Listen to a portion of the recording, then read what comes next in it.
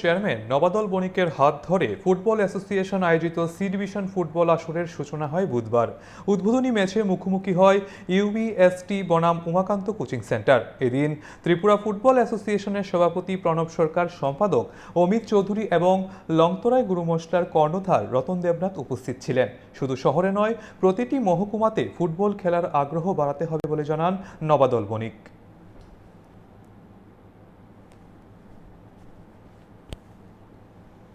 Tripura football অ্যাসোসিয়েশনের উদ্যোগে লংতরাই গ্রুপের সহযোগিতায় ফুটবল সি ডিভিশন যে লিগ আজকে থেকে এই মরশুমে শুরুয়াত হয়েছে।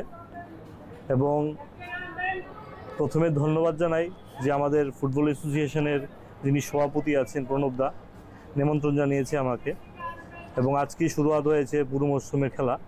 এবং আপনারা দেখবেন লাস্ট 7-8 বছর ধরে ত্রিপুরার ফুটবলকে প্রত্যেকটা ক্লাবের সহযোগিতায় এবং বিশেষ করে সাব ডিভিশন থেকে উঠে আসা যারা প্লেয়াররা বিভিন্ন টুর্নামেন্টের মাধ্যমে তাদের প্রতিভা আমাদের রাজ্যে না বাইরের দিকেও এগিয়ে নিয়ে যাচ্ছে। এবং খেলাধুলার মাধ্যমে আজকের দিনে যে যুবরা একটা নতুন পরিবেশ সৃষ্টি হয়েছে, প্রত্যেকটা জায়গায় নতুন নতুন করে টুর্নামেন্টের আয়োজন করা হচ্ছে। এবং বিশেষ করে এই ফুটবল অ্যাসোসিয়েশনে যারা দায়িত্বে আছেন তাদের উদ্যোগে সারা রাজ্যটাকে একসাথে করে নিয়ে, প্রত্যেকটা ক্লাবকে একসাথে করে নিয়ে একটা খেলার যে ভালো পরিবেশ সৃষ্টি করা হয়েছে, তার জন্য তাদেরকে ধন্যবাদ জানাই। এবং আজকে যারা 2 টিম খেলবে এখানে, তাদেরকেও অনেক অনেক শুভেচ্ছা, অনেক অভিনন্দন জানাই। এবং প্রত্যেক বছর অনেক বেশি টুর্নামেন্ট, আমার মনে হয় আগে যদি আমরা 7-8 বছর আগে যদি দেখতাম, তার থেকে এখন আজকের দিনে অনেক বেশি টুর্নামেন্টের আয়োজন করছে আয়োজকরা।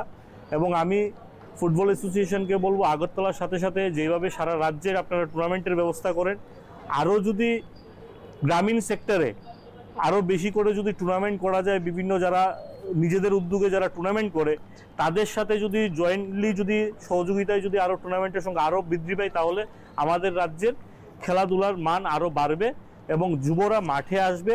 এবং প্রত্যেকটা যুবদেরকে আমি বলতে চাই যে সবাই যেন আমরা খেলাধুলার মাধ্যমে, শুধুমাত্র আমরা পড়াশোনা করে আমরা নিজেদেরকে কেরিয়ার বানাবো এটা না, খেলাধুলার মাধ্যমে আমরা যদি নিজেরা ফিট থাকি তাহলে কি আমাদের কেরিয়ারও আমরা ফিট করতে পারবো। তো আমার মনে হয় সবাই মিলে আমরা যদি খেলাধুলাটাকে যদি আরও অগ্রাধিকার দেই, তাহলে আমাদের এই যুব ত্রিপুরা, নতুন ত্রিপুরা করা সম্ভব এবং নতুন ত্রিপুরা শ্রেষ্ঠ ত্রিপুরা করা সম্ভব। সবাইকে ধন্যবাদ। আমি সমস্ত রাজ্যের যে যত খেলোপ্রেমী লোক আছে সবাইকে আমি আন্তরিক অভিনন্দন এবং শুভেচ্ছা জানাই। আমি তৎসঙ্গে আন্তরিকভাবে অভিনন্দন জানাই ত্রিপুরা ফুটবল অ্যাসোসিয়েশনের সম্মানিত সভাপতি শ্রী প্রণব দাকে, যে উনি আমাদেরকে এই অ্যাসোসিয়েশনের সঙ্গে আমাদেরকে যুক্ত করেছেন। আপনারা জানেন যে লংতরাই পরিবার বিভিন্ন সামাজিক কাজের সঙ্গে যুক্ত থাকে। আমাদের একটা দায়বদ্ধতা থাকে যে সমাজের প্রত্যেকটি খেলাধুলা বলুন, বিভিন্ন সাংস্কৃতিক বা ক্রীড়া উদ্যোগী যারা আছে তাদের পাশে থাকা, তারই অঙ্গ হিসেবে আমরা আজকে এই টিএফের সঙ্গে আমরা যুক্ত হয়েছি। আমি মনে করি যে টিমগুলি এখানে এসছে, প্রায় 14টা টিম উনি বলল প্রণবদা, যে 14টা টিম এখানে এসছে। আমি সবাইকে অনুরোধ করব যে আপনারা সুশৃঙ্খলভাবে সুন্দরভাবে এই খেলাটা আপনারা অংশগ্রহণ করবেন। এবং প্রত্যেক দর্শকদেরকে অনুরোধ করব যে টিএফএ যে আয়োজন, এটা এই উমাকান্ত মাঠে হচ্ছে এই খেলা, আপনারা এসে এই খেলা উপভোগ করবেন। ধন্যবাদ সবাই।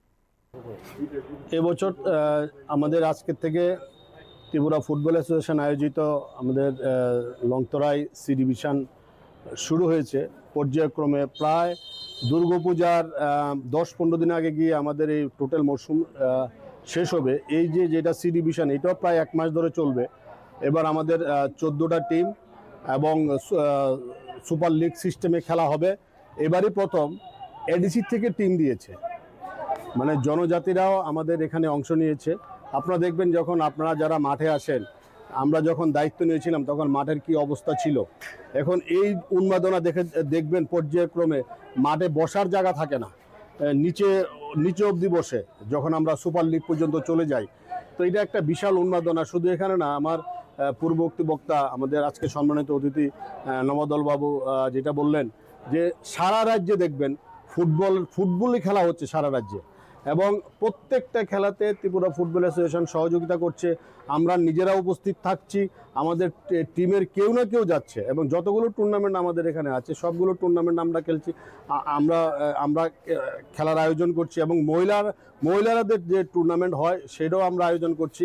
মানে ত্রিপুরা ফুটবলের যে একটা, আমি বলেছিলাম যে একটা স্বর্ণযুগ, সোনালী অধ্যায় যেটা শেষ হয়ে গিয়েছিল, এই সোনালী অধ্যায় আমরা আনতে পেরেছি।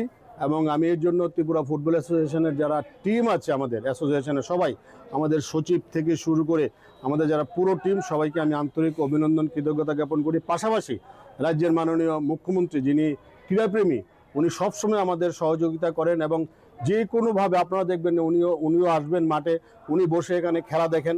আমরা রাজ্যের মাননীয় মুখ্যমন্ত্রীর কাছে আমরা অনেক কৃতজ্ঞ।